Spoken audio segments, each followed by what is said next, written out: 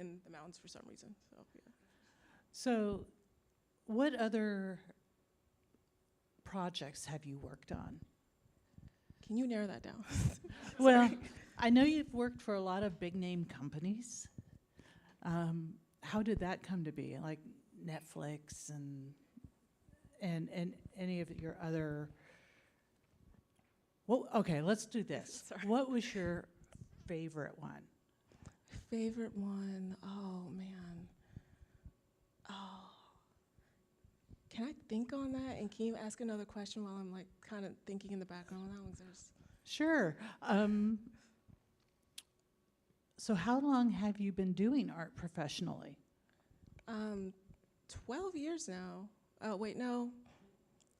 Freelance between 20 and 23, and I guess from 23 to 32. So 9 years full time and 3 years part time, I guess.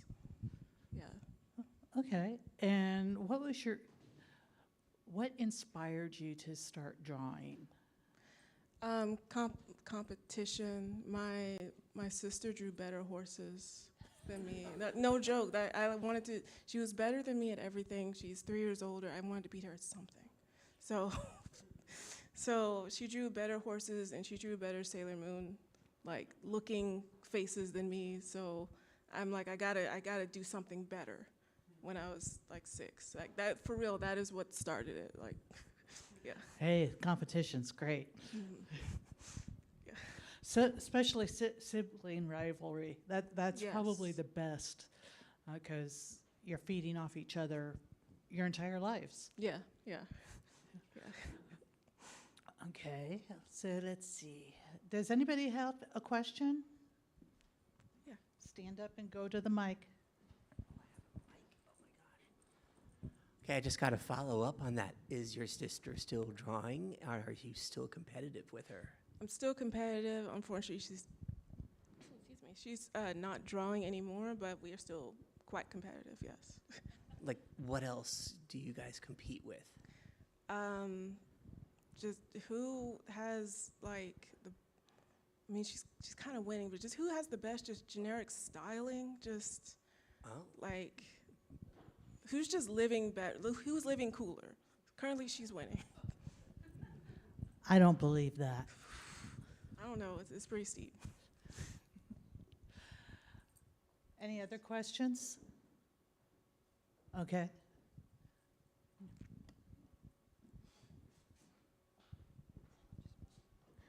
Hi, do you have any other what? So I've been following your work for a while, and one of the things I was am really excited for, is your next graphic novel. Do you have any more information about that you want to share or can share? Yeah. So I actually published a graphic novel in 2023 called Hover Girls. It was published with Bloomsbury. And it worked out pretty well. I have the bones of something, which is it's kind of like a D&D cozy, like fantasy comedy, and basically fantasy Louisiana that I'm trying really hard to like finish up and get the script and everything done for. It'll still be like another year or something because it has to be shopped around, of course. But that's all I can really say about it. It's very early. All I have is like characters, but I'm working on it. I'm trying to get it out within at least a year. These things take a very long time. Like when it's shopped out and a publisher bites, then it still takes years to get stuff done for it. So yeah. So when you started in your art profession, what did you find that you were really drawn to when it comes to art? When you want to create something, what was your first inspiration to start drawing? I know, like with my husband, it was Spider-Man. So it was video games. I don't know. Like, I don't know how it ended up in the house because we were a Mortal Kombat and Ridge Racer household, but there was an RPG specifically called like Chrono Cross that kind of, it was a Japanese RPG with very beautiful backgrounds and music, and that kind of was the real catalyst, because I've never felt, I don't know how we got this game, because I don't know, but I've never felt like inspiration from something like that before, with like how it's presented, with its like story and background and music. It's a really old game now, but I still am extremely like inspired by it. Does that answer your question? Like it's Yeah. it's the it was the catalyst to start drawing, to kind of like let out that inspiration I was feeling, Mhm. I guess.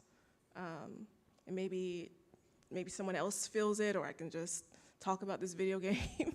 It seems to be a core part of my life for like the past 30 years. Are you still into anime and manga? Not all that much anymore, but like video games, yeah. Like anime styled video games, yeah, but not watching, unfortunately. But yeah. But video games as a whole, yeah. Yeah. So where are you drawing your inspirations from now? Is it still video games, or? Yeah, it's still video games. There's nothing wrong with that. Yeah, it's video games and mostly music today. Just finding a bunch of different musicians and just listening in and just drawing from how they make me feel too recently. Are you drawn to more indie music, or? Probably, yeah, indie, yeah. I don't know any music terms. I'm just like, wow, this sounds great. I'm just gonna add it to Spotify. So Hey, that, you like what you like, and what inspires you is all that really matters. So we can go from there. I had a question for you. I can't remember what it was at this point that you were going to think on. oh, it was I'm still thinking about the favorite. There's a lot. I'm happy to say there's a lot of projects. I'm still thinking on it. So Oh. yeah. And we have another audience question. Okay, let's go. Hi, yeah, I'm just wondering, like, when you go from doing art for yourself to doing art, that other people are asking you to do, how did you find that? Like, did you find that was helpful in terms of, giving you like bookends or inspiration for your art, or was it hard to to have the same inspiration when someone else is asking you to do a piece? I think it mostly depends.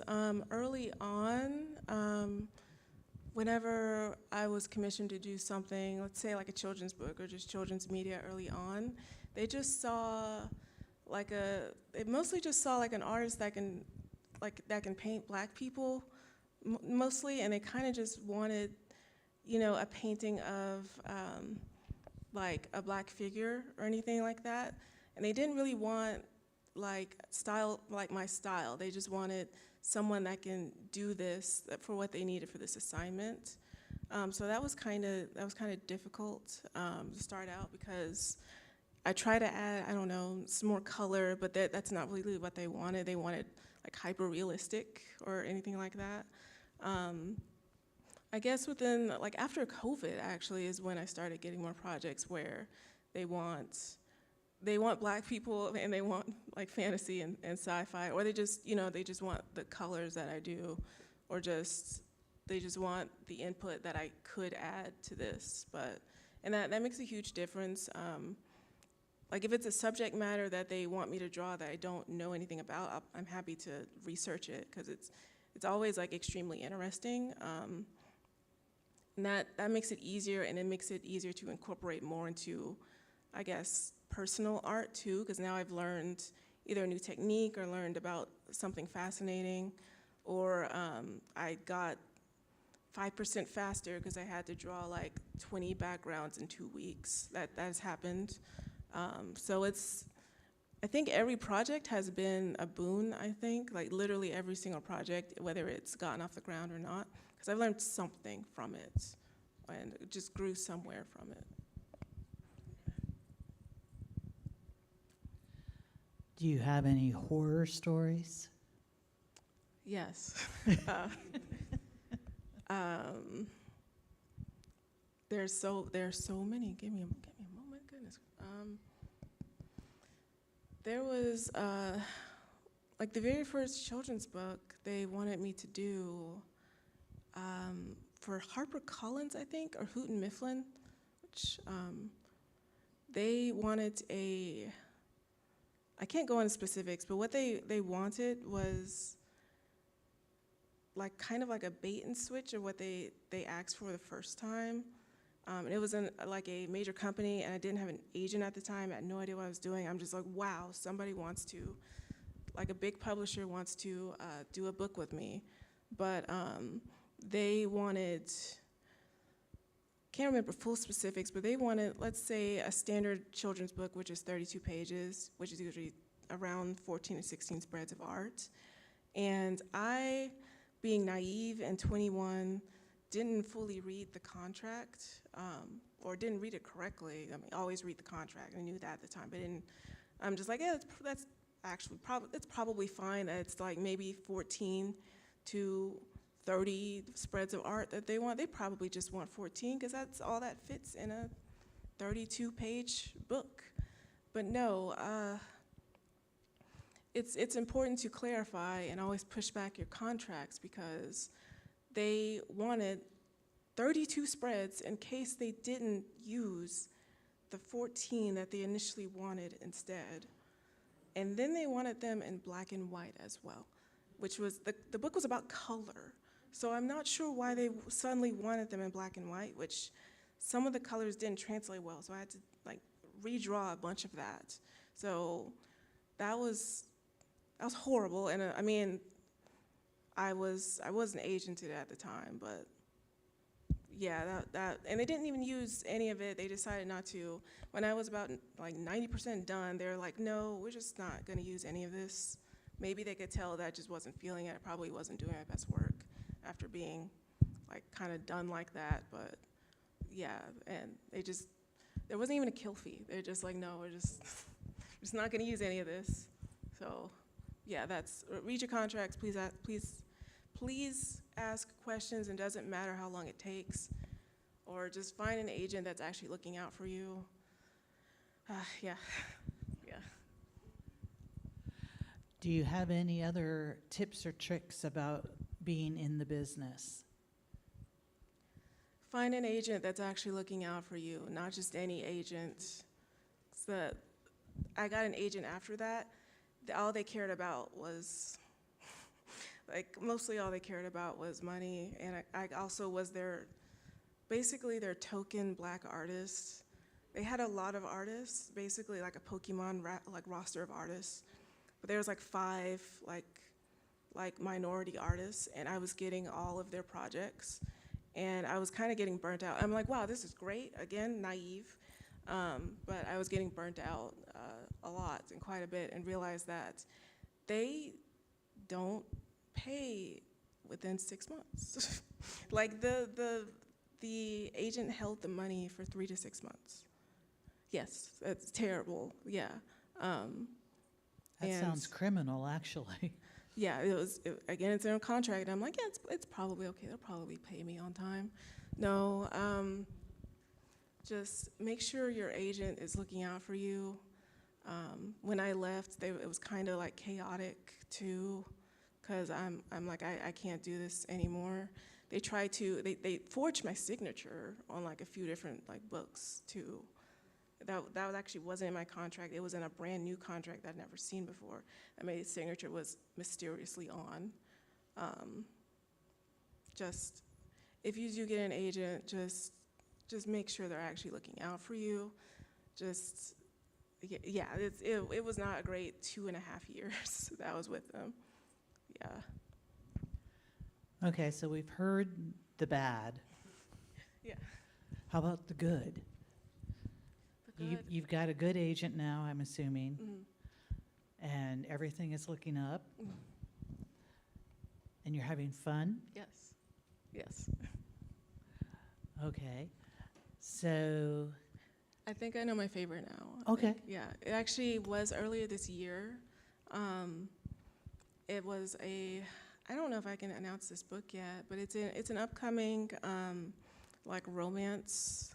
It's like a vampire romance novel. It was finally my first adult cover, like specifically like, because I usually do children's books, which I love doing, but I draw a lot of adults, so I'm surprised I don't get asked to draw, covers for adult things. Maybe it's because of the colors, but they wanted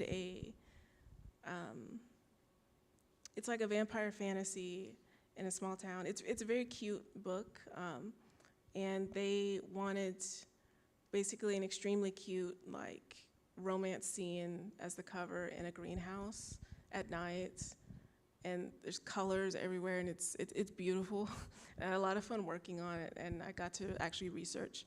We went to a few conservatories in Chicago to actually research it in the middle of winter. They actually have a lot of conservatories that are greenhouses in Chicago, so it was great to like research for that one and put it all together and put all of these real plants in a book with like adult, not safe for work things, but it's for an adult reader or a new adult reader.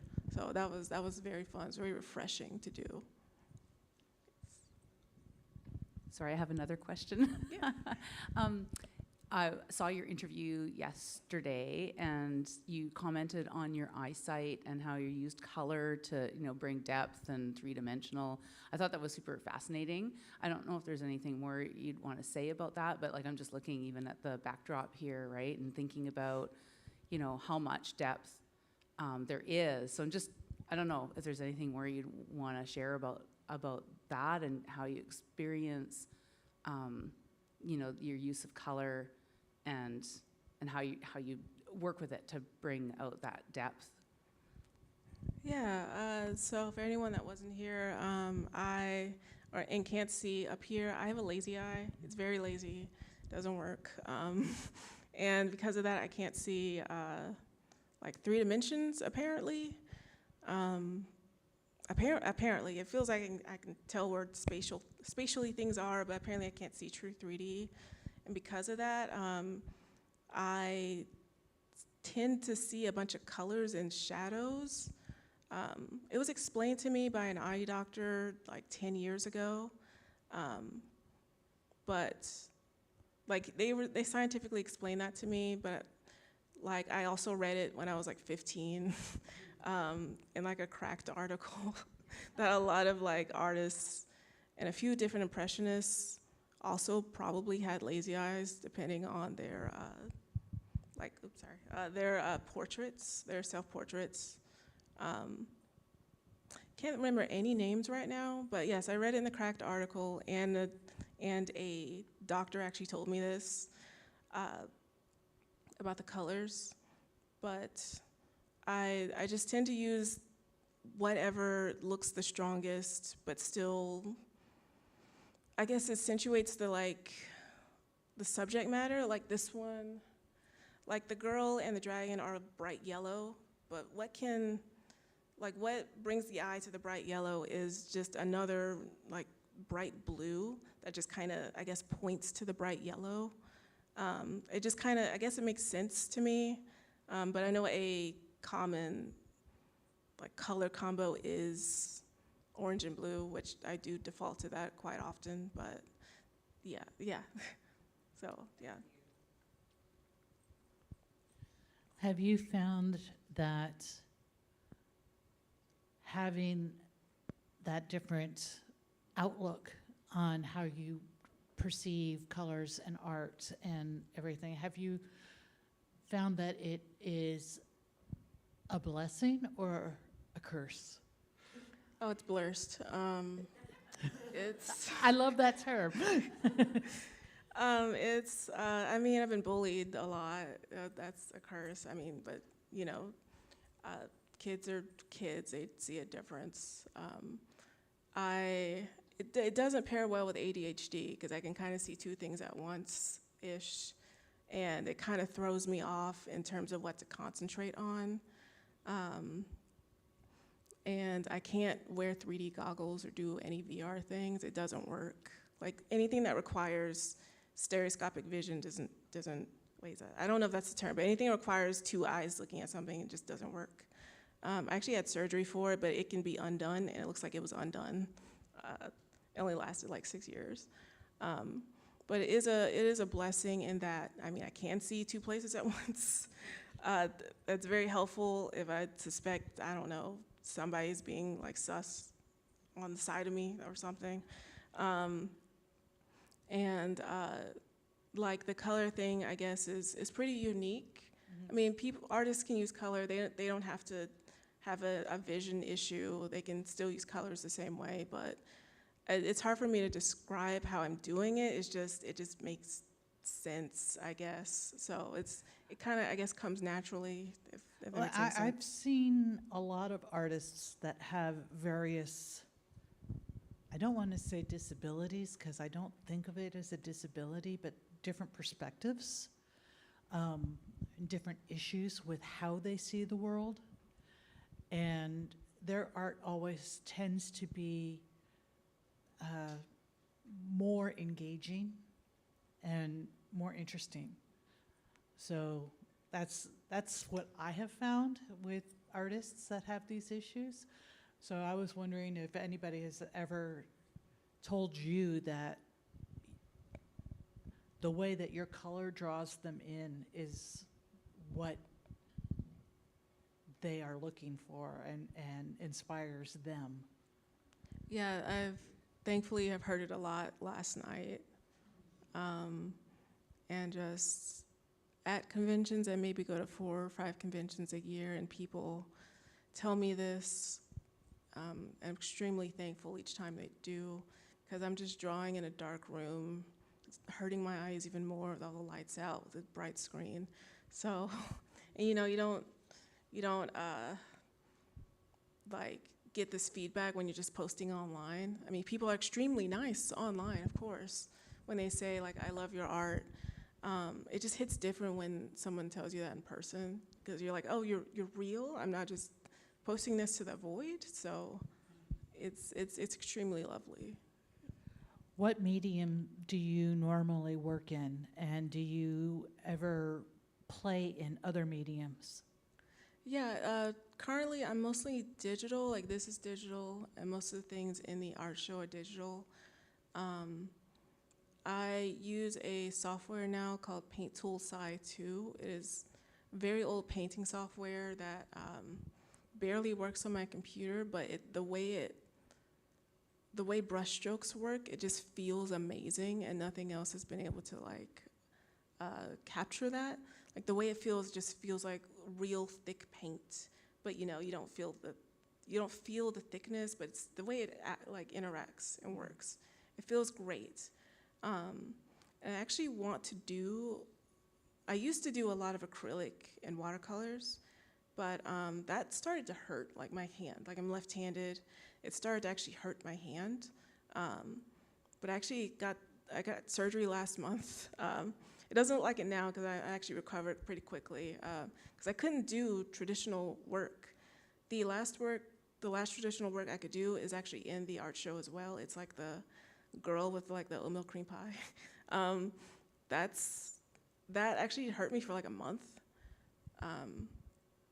But I finally figured out what the issue is and got like surgery on my hand to maybe be in less pain so I can go back and do acrylics again.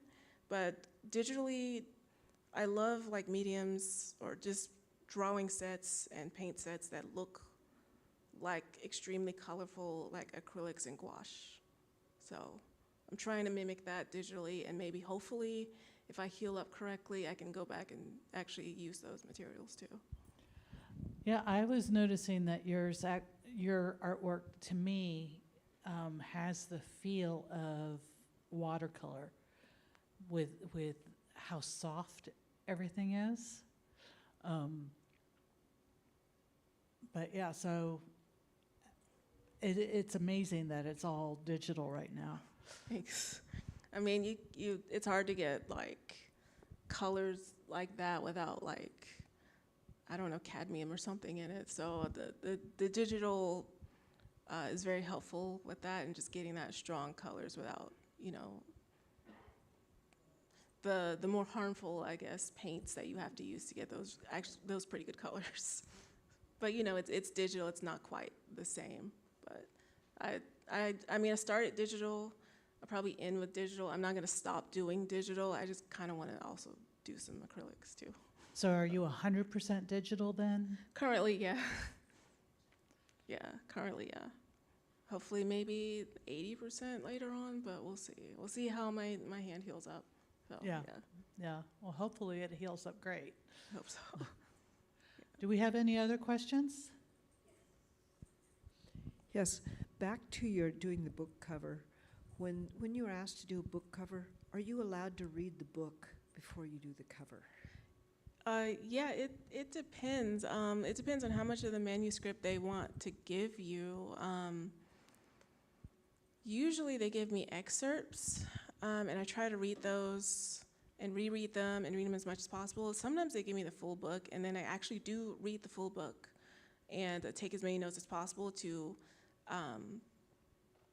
like reference on the cover, because it actually is, apparently, it's a nice surprise when the artist reads the book. I've been told many times, like, well, you actually read the book and you actually incorporated this random, I don't know, butterfly or light that was like mentioned in the story.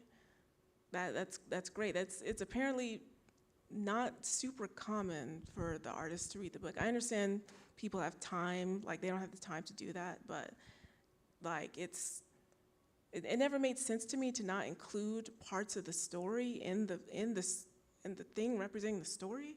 So I really appreciate when they do give me the full manuscript, because then I can give them as much of a volume of stuff that I can give them. But sometimes they just give me excerpts and I just try the best I can.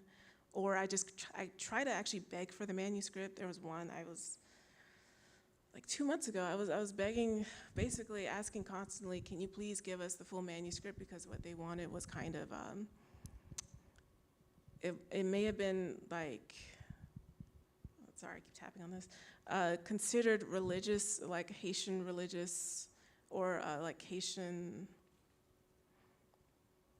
like spiritualism, yeah. and I didn't want to make this like inappropriate or have this done the wrong way, but they just never gave me the full manuscript. So I'm like, it's probably a better idea if I don't take this, because I don't want to upset anyone. I don't want to make sure this culture or religion is done the wrong way. So yeah, I try to read as much as I can, try to read the whole thing and take notes. Yeah.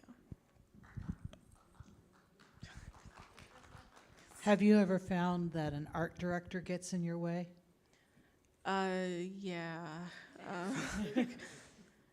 Yeah. Some of them aren't, I know one that wasn't in the way like enough, and so that actually became like a bad thing. There was a chapter book I did for kids where the art director was like, yes, this looks great. And I mean, I read the entire chapter book. It was the second book in the series, so I was already familiar with the first book. And they signed off on everything that I was doing, and I asked questions, and they're like, yeah, that's what's going on. But turns out, I actually got, part of the book takes place in New York, and another part takes place like in, I think, Fantasy Madagascar, basically. And I didn't know that. I didn't know it was Fantasy Madagascar, because it was never mentioned in the book. I thought it was like fantasy, I thought it was Fantasy Barbados. Because the way that, like, it didn't know, like, nothing was really mentioned, like, specifically pertaining to Madagascar until the author saw it. Like, it wasn't mentioned in the first two books either. And so the author saw it, and they're like, no, this is supposed to be Madagascar. So I had to redraw like a third of the book's inserts. So I really wish the art director, I don't know if the art director knew, actually, now that I think about it, but I really wish the art director asked the author or something before I drew all that, because I was asking, like, hey, is this good? Because it's kind of generic, and I'm reading this as an island like the Caribbean. I'm reading this as the Caribbean. Is this good? And they're like, yes. So that wasn't great. There's a lot of times when the art director tries to appease both sides, but then that doesn't quite work out because, I mean, sorry, the author. It's important that the author gets, you know, the location that they're writing about. So, yeah. Or the costuming correct? Yes, or the costuming correct. Thankfully, that was correct. There's just the entire fantasy side was completely wrong. And they were rightfully upset about it because it was close to the deadline. But I'm just like, I didn't know. I asked questions to make sure this was right. But yeah, I wish the art director just, I don't know, asked the author at some point in time, you know, contacted them, yeah. Hey, we've got these proofs. Can you look at them? Yeah, yeah, I have sketches. Can you please approve on the sketches? Something. Okay. Sorry, me again. Just another question on kind of your process. It's sort of like just what you've been talking about here, but you know, been doing art for a long time, and I'm just curious, like, how often does the image and completeness just kind of drop out of the sky into your head, and how often do you find it's like a series of sort of solving problems or like serendipity as you're going through it? I'm just sort of curious how that works for you now. A lot of sketches or a lot of ideas, they start out as a sketch, and they just kind of drop from nowhere. I assume most people work the same way, or they just kind of have, if they can see images in their head. I know some people can't, but they just kind of get a vision. Just, I don't know, they're just eating cereal and they're just like, I gotta draw this girl with like owl wings now. And that's just kind of what happens.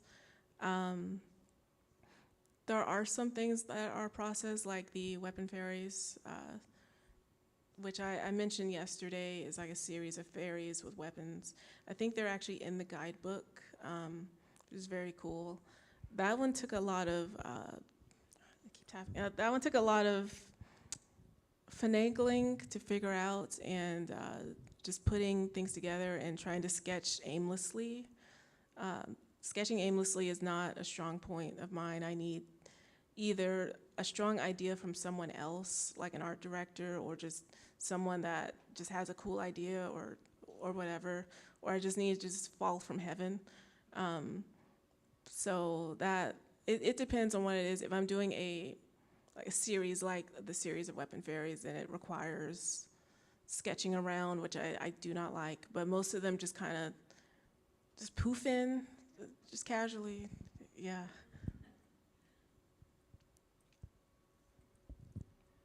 So kind of building on that, so I've been following your work for a while too, and I know the Planets series, so like I have the poster and things like from that.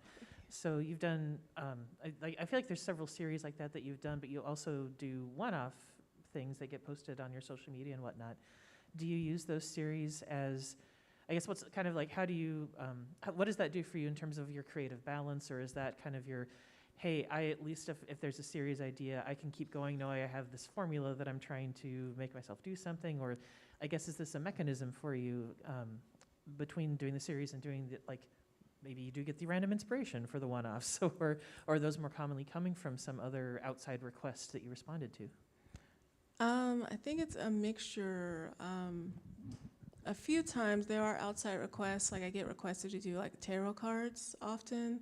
I don't have any ideas for those, but it's things like that, like they're like, you should try making a bunch of like astronauts. And I'm like, oh, that might be a cool idea, and I just kind of followed away. But most of the series are just to keep on track with something. I think drawing like all the people as planets just seems like a cool idea. I'm actually doing that actually. I'm drawing, there are some planets actually in the guidebook, but I am giving them a refresh because I think those are, the ones in the guidebook are like 8 years old. So I was giving them a refresh, and I just saw a squirrel and didn't finish. I'm at, I think, like the last one I did was like Jupiter. I still have 7 left to go, and they're just not existing yet because I just decided to just stop and do other things. But the series are, I just think they're neat to do, and I try very hard to stay on task because it feels disappointing to just stop, like what I did with the planets apparently. So it's kind of like a stay on topic goal. Sometimes they're requested, but it's mostly just to see if I can stay on topic and just do something that I think is neat if it actually existed as a series. Yeah. Do you find that when you get an idea for a series, that it can inspire something else?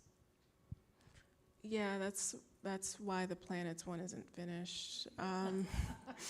It's spun off into a bunch of other space-based art last year, because I started it last year. And I'm like, oh, that's a neat sketch. It doesn't look like a good sketch for the planet of Venus or whatever I was going to do next, but I'll make her into another just celestial-looking lady instead. So, yeah. Inspiration comes from wherever it comes from, and Yeah.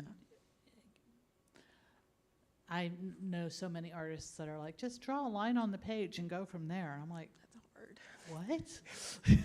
That's very hard. I don't know how people do that. Their brains are special. Their brains are better than ours, I think. Honestly, I'm one of those people who I cannot visualize. So I don't see pictures in my head. So for people who can, I find that amazing. Really.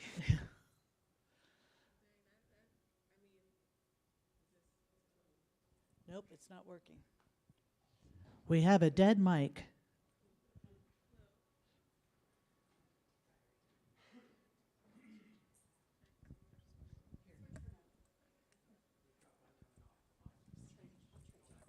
Oh, Just making sure. Thank you.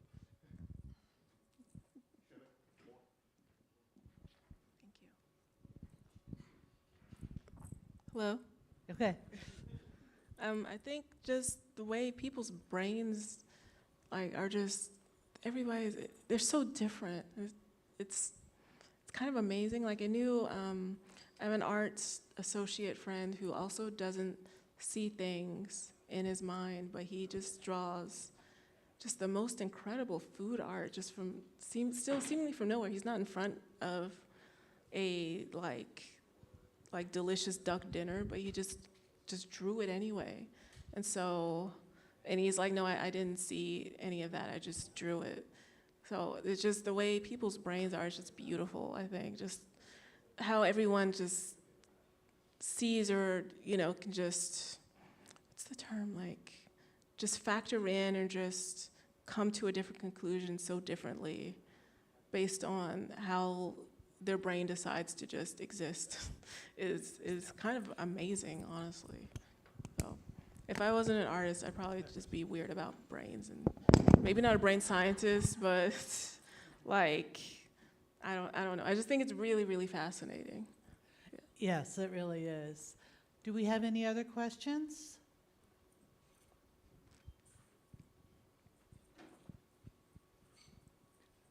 Is there anything else you want to talk about? How are you enjoying the Pacific Northwest? It's rainy. I mean, I'm sure y'all are aware, but it is rainy.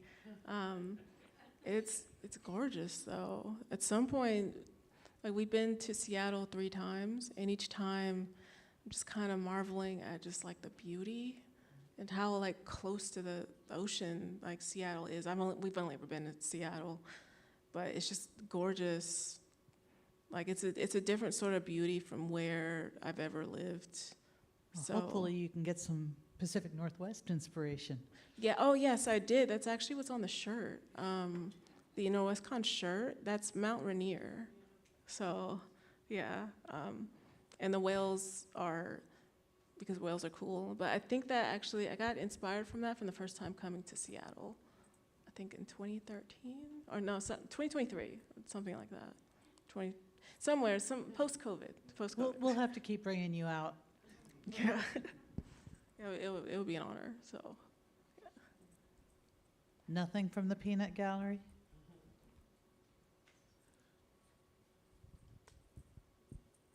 So when you are doing fantasy art, Mhm. what kind of creatures do you enjoy drawing? Hmm. Do you like making them up, or do you like having mythical creatures that you go with? I like dragons, and I draw dragons because I can't draw dogs. Like, dogs are very hard for me to draw, but dragons don't exist, so I just draw very dog-like dragons. So, yeah, I now you know I can't draw dogs. They're very hard. Cats are easy because you could just put like a W mouth and like two beady eyes on it, and it's a cat. Everyone can recognize a cat. Dogs, you have to actually pay attention and draw it, and I can't do that. So. That's interesting. I find it exactly the opposite. Really? Wow. So you do a lot of figure work. You do the dragons and have you done anything? I know you said you've done some hyperrealism. Which is your favorite genre to be in? Actually, like in terms of style to work in. No, in terms of subject matter, what is your favorite? In terms of like what I'm drawing, or in terms of like medium to work in. What you're drawing, the subject matter. Okay.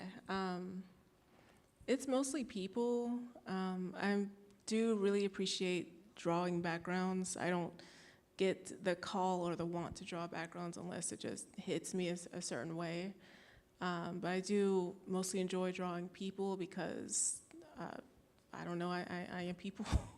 But I just like drawing portraits, really. I'm trying not to draw a ton of portraits, because then it would just be portraits and then just random backgrounds with nobody in them. So, does that answer your question? Yeah. Okay. Yeah. Okay. Have you ever been surprised with having done a piece of work that you didn't think was going to go anywhere and everybody loved it, and you're like, okay? Yeah, anytime I post like a sketch or something that's obviously not finished to me, like I could have put another hour into it or something, but I just don't want to look at it anymore. That's usually the one that people go insane over. Like I guess one that is finished would be, I did like a Sailor Moon one that was, I just thought it was a neat idea, but apparently it just kind of caught fire on the internet. And I think that's where most people like know me from, is just one single Sailor Moon drawing that I just thought was cool. That I didn't bring any examples of that here, but it's just a picture of the back of someone's head. So, like, all right, I'm glad like 200,000 people really like this image on Instagram. So, sure.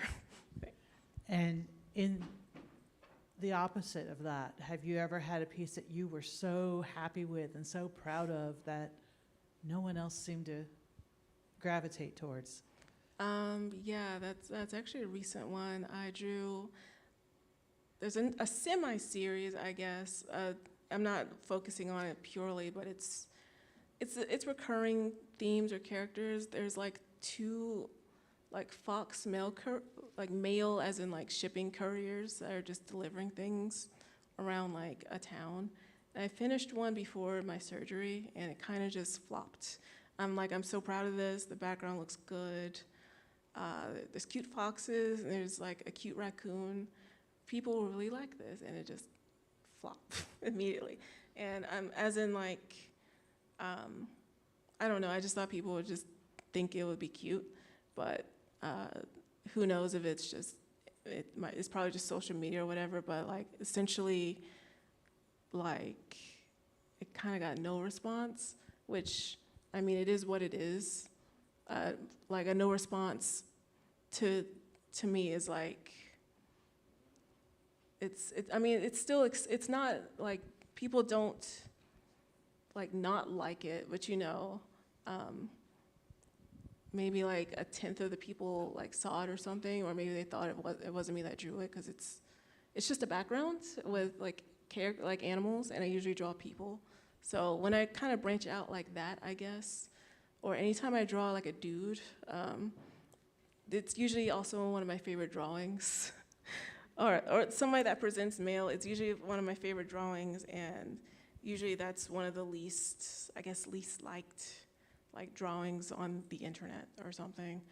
So. But have you also noticed that it tends to shift from one year to another? A piece that you did years ago that nobody seemed to care about will suddenly become popular? No, that has not happened, unfortunately. Just wait, it will. I hope so. So I actually just went to your website and I saw the pictures with the foxes, and I want to know the story. So if you ever write a story about the fox postal carriers, I would buy that. That is actually, I'm working on that actually. Yeah. I am working on something called a book dummy it's for children's books. You'd make a book dummy with the script and some sketches of what the final book will look like, and like a piece of final art, or like 1 to 3 pieces of final art. And your agent, or you, if you have a publisher hookup somehow, shop it to publishers to see if they want to buy that. And so I'm in the process of making a book dummy about the like fox, like mail couriers. Like the one I finished recently doesn't fit the format of the book, which is going to be more wide than it is tall. So I just decided to finish that one like separately. Is there anything else that you're working on right now that you can talk about? I think just that, like just that book, The Weapon Fairies, which I'm hoping to start soon, and like Weapon Fairies Volume 2, and that graphic novel, which I'm very early in, but I'd really like to get something done with that, because I mean, I love D&D and I love Louisiana, so I would like to see if we can go anywhere with that. What part of Louisiana are you referencing? Just New Orleans. Just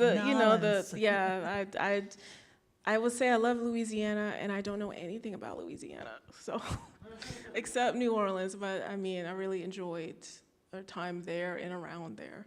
And I'm like, wow, this is an incredible place. Not because of just like the whole, like the way New Orleans exists or Louisiana exists is just, I think, is incredible. And just the entire like geography is really fascinating, so. Everything that's poisonous in the U.S. is in Louisiana. Yes.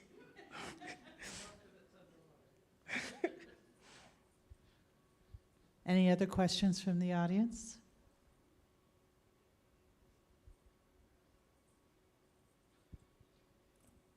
Okay, well, we have 3 minutes. Do you have any parting thoughts? Dang, there's so Put many. you on the spot. Just draw what you love. Just draw what you love. It doesn't, I mean, it might ring hollow for someone that is, I guess, big on social media, but people just like seeing what I like to draw. I'm very happy that I get to draw what I like to draw, despite just complaining that like the fox drawing didn't get enough views or whatever. I still enjoyed drawing it. Go on Instagram and like her fox drawing. No, that's okay. It's okay. It's more than enough. I don't know. It doesn't make sense to follow trends or anything like that. Just draw what you love. You'll be happier. And I really hope that doesn't ring hollow for someone in this position, because I think it's what got me here.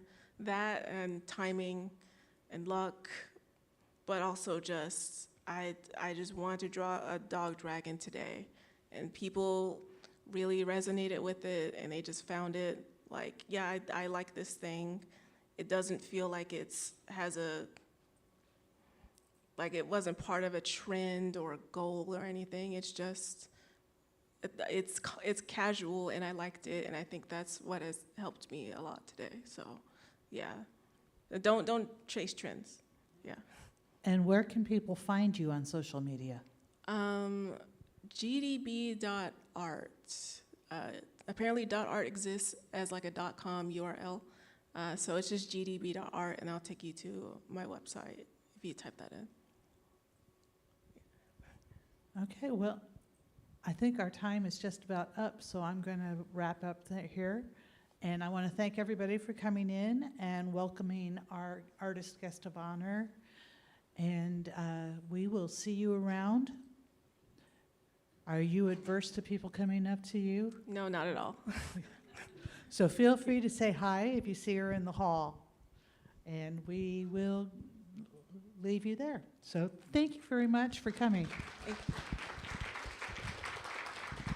Thank you for having me. Sorry in advance if I'm awkward, if you try to talk to me.